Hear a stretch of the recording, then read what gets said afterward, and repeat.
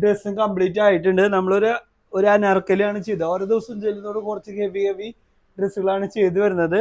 അപ്പൊ നമ്മളൊരു അനാർക്കലിയാണ് സെറ്റ് ചെയ്തത്. അതും നമ്മളുടെ കാഞ്ചി കോട്ടണിലെ ഫാബ്രിക് വെച്ചിട്ടാണ് അനാർക്കലി സെറ്റ് ചെയ്തിരിക്കുന്നത്.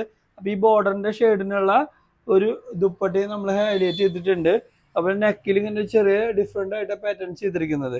അതുപോലെ തന്നെ ഫുൾ സ്ലീവ് കൊടുത്തിട്ട് നല്ല ഭംഗിയുടെ ഒരു എന്താ പറയാ, നല്ല പാർട്ടി വെയർ ലുക്ക് കിട്ടാൻ വേണ്ടിയിട്ട് ഫുൾ സ്ലീവ് ആണ് കൊടുത്തിരിക്കുന്നത്. ആ ബോർഡർ വെച്ച് ഹൈലൈറ്റ് ചെയ്തിട്ടുണ്ട്.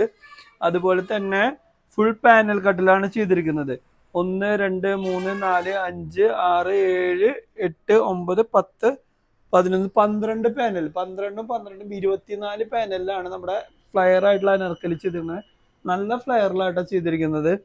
അപ്പോൾ നമ്മളുടെ ഇങ്ങനത്തെ കണ്ടിന്യൂസ് ആയിട്ട് വരുന്നതിൽ ഓരോ ദിവസം കൂടി കുറച്ച് പാർട്ടി വെയറിലേക്ക് കടന്നു തുടങ്ങിയിട്ടുണ്ട്. അപ്പോൾ ഇതുപോലത്തെ കാഞ്ചി കോട്ടന്റെ ഇതൊക്കെ വേണമെങ്കിൽ നമ്മളെ കോണ്ടാക്ട് ചെയ്താൽ മതി. ഒരുപാട് കളേഴ്സ് ഉണ്ട് കാഞ്ചി കോട്ടണിൽ.